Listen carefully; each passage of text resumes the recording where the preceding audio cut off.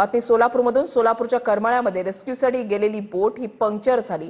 संगोबा मंदिरामध्ये 90 जण अडकलेत आणि या नागरिकांचा रेस्क्यू करण्यासाठी बोट दाखल झाली होती, पण बोट पंक्चर झाल्याने पाण्यामध्ये अडकली।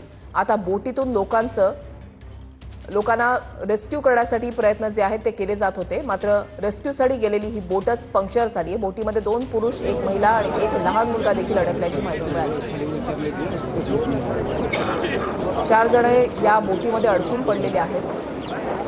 90 जणांचा रेस्क्यू करण्यासाठी ही बोट जी आहे ती निघालेली होती। 4 जणांना या बोटीमध्ये घेतल्यानंतर बोट जी आहे ती पंक्चर झाली। आता हे 4ही जण या पंक्चर बोटीमध्ये अडकलेले आहेत।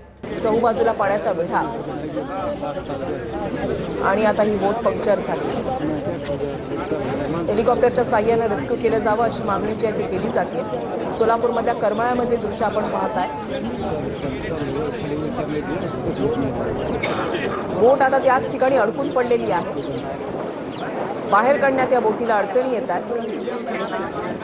एनडीआरएफ आणि आर्मीकडून अथक प्रयत्न केले जातात। रेस्क्यू ऑपरेशन राबवलं जात आहे आणि करमाळ्याच्या संगोबा मंदिरामध्ये 90 जण अडकलेले आहेत।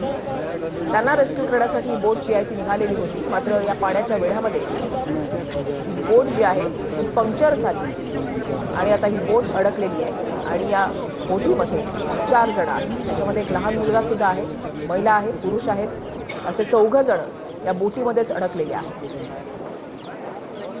मराठवाड्यामध्ये पावसामुळे हाहाकार माजलेला आहे। अनेक नदी नाल्यांना पूर आलेला आहे।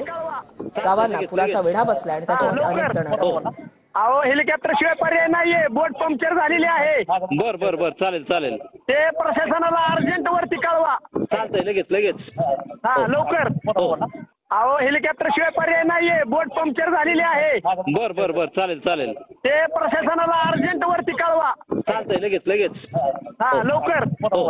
अहो हेलिकॉप्टर शिवाय पर्याय नाहीये, बोट पंक्चर झालेली आहे। बर शीतल कुमार बोंडे आमचे प्रतिनिधी आमच्या सोबत जोडले गेलेले आहेत। शीतल कुमार, या ठिकाणी आता सध्या काय स्थिती आहे? नक्कीच सकाळपासून पाहतोय की सीना नदीला मोठ्या प्रमाणात पूर आल्यानंतर संगोबा मंदिरामध्ये जवळपास 90 नागरिक आहेत जे अडकलेले आहेत। त्यामध्ये 13 महसूल कर्मचारी देखील आले आहेत। सध्या या ठिकाणी सीना नदी काठामध्ये पूर आल्यानंतर जे आहेत ते रात्री जे आहेत ते नागरिक होते ते महसूल कर्मचारी या मंदिरामध्ये स्थलांतर झाले होते, परंतु पाण्यामध्ये जे आहे ते वाढ झाल्यानंतर देखील या मंदिराला देखील पाण्याचा विळखा पडल्यानंतर जे आहे ते अजून देखील हे नागरिक या ठिकाणी अडकलेले आहेत। प्रशासनाच्या वतीनं सकाळपासूनच हे जे आहे ते त्यांना बाहेर काढण्याचे प्रयत्न सुरू होते। दुपारनंतर जे आहे ते एक आपत्ती व्यवस्थापन पथक जे आहे ते आलं होतं, ते देखील या ठिकाणी आपत्ती व्यवस्थापन पथक हे पहिल्याच फेरीमध्ये जे आहे ते आतमध्ये गेल्यानंतर नागरिकांना बाहेर काढायचं असताना त्यामध्ये जे पाण्यामध्ये बाबळीची झाडे असेल तसेच जे पुलाचे काही अँगल असतील त्याला जे नागरिक होते त्यांना घेऊन येताना ती बोट आहे ती पंक्चर झाल्यानंतर सध्या त्या ठिकाणी ते सर्व नागरिक आहेत ते अडकले होते। त्यामध्ये 2 पुरुष असतील, 1 महिला असेल, तसंच एक मुलगा देखील त्या रेस्क्यू टीमच्या माध्यमातून बाहेर काढण्यात येत होता। ते देखील बराच वेळ त्या ठिकाणी जे आहेत ते तात्काळल्यानंतर येथील स्थानिक जे नागरिक होते त्या मंदिरामध्ये अडकले त्यांच्या माध्यमातून जे आहे ते जे थर्माकॉलचं एक प्लेट असते त्या प्लेटवरती बसून त्या 2 पुरुष आणि 1 महिला आणि मुलाला देखील या ठिकाणी सध्या मंदिरामध्ये परत नेण्यात आलेला आहे। नक्कीच धन्यवाद शीतल कुमार, तुम्ही दिलेल्या सविस्तर माहितीसाठी।